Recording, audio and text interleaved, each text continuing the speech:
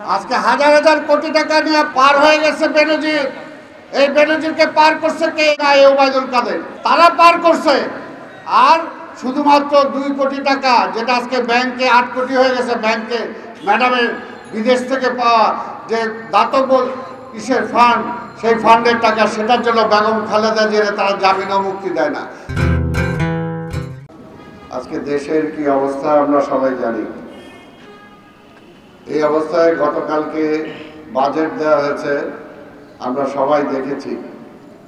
এই বাজেটকে এক একজন এক একভাবে মূল্যায়িত করেছেন, কিন্তু মূলত এটা জনগণের বাজেট হয় নাই বা জনগণের পক্ষে যায় নাই, বরঞ্চ লুটেরাদের পক্ষে এই বাজেট তৈরি করা হয়েছে।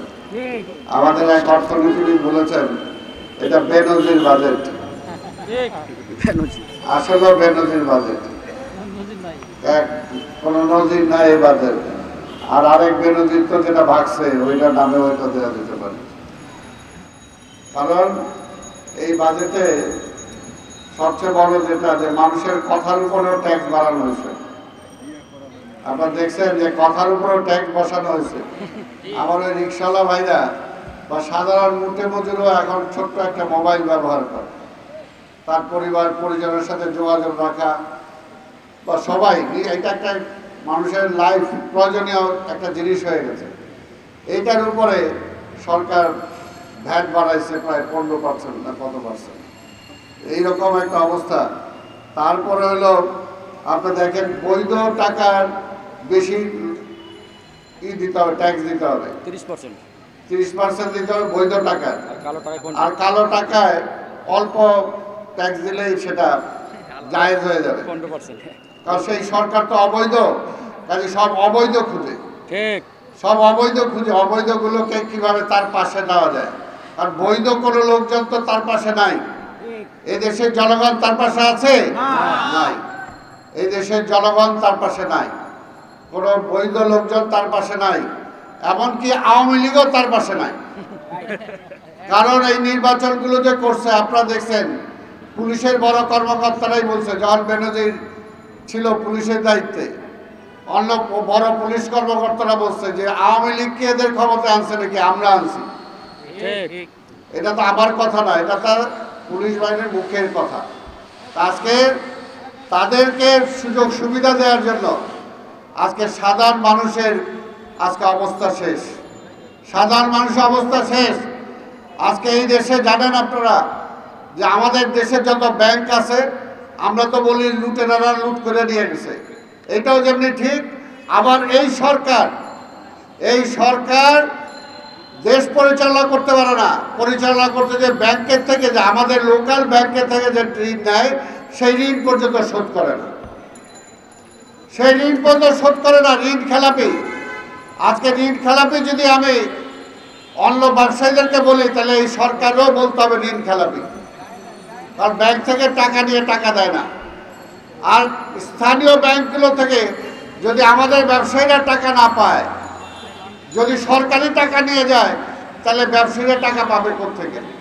এমনি একটি অবস্থায় আমাদের চলছে।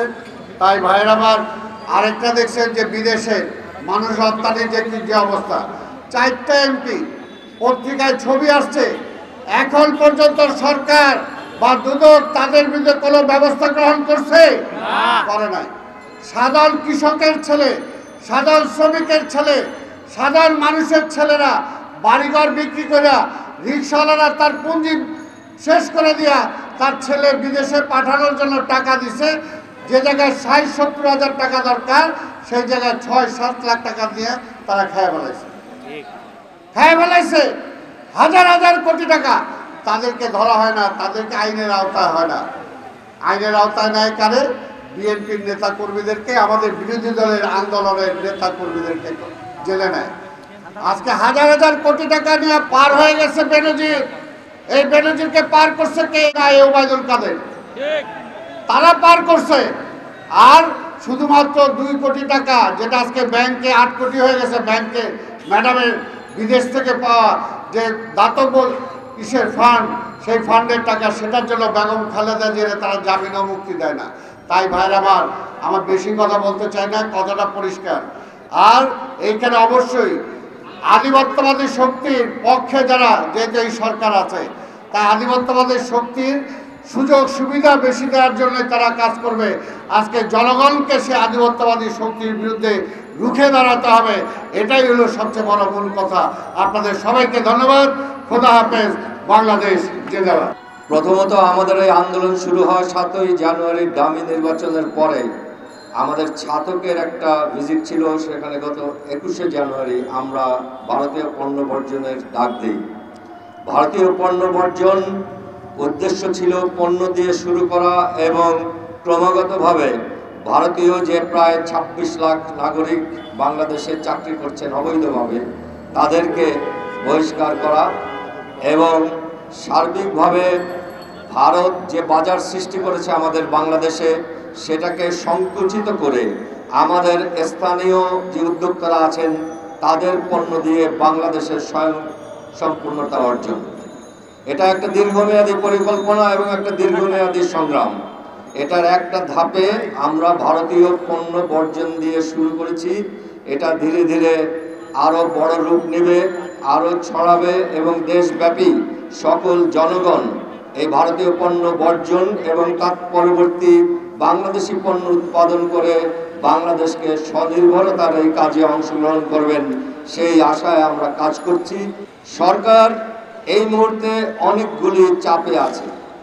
বেনজির আজিজের স্ক্যান্ডাল নিয়ে কিছু চাপ, বাংলাদেশের ভঙ্গুর অর্থনীতি, বিপর্যস্ত ব্যাংকিং ব্যবস্থা, এগুলি নিয়ে তারা চাপে আছে এবং ভারতের সদ্য সমাপ্ত নির্বাচনে মোদির শক্তি ক্ষয়ের কারণেও মোদির যে ভারতীয় সরকারের অংশ বাংলাদেশের এই আওয়ামী লীগের দামি সরকার, এরাও কিছুটা ভীত হয়েছে এবং আমি মনে করি সেই কারণে আমাদের দৃষ্টি অন্যদিকে সরানোর জন্য কোটা সংস্কারের বিষয়টি তারা আবার মাঠে এনেছে।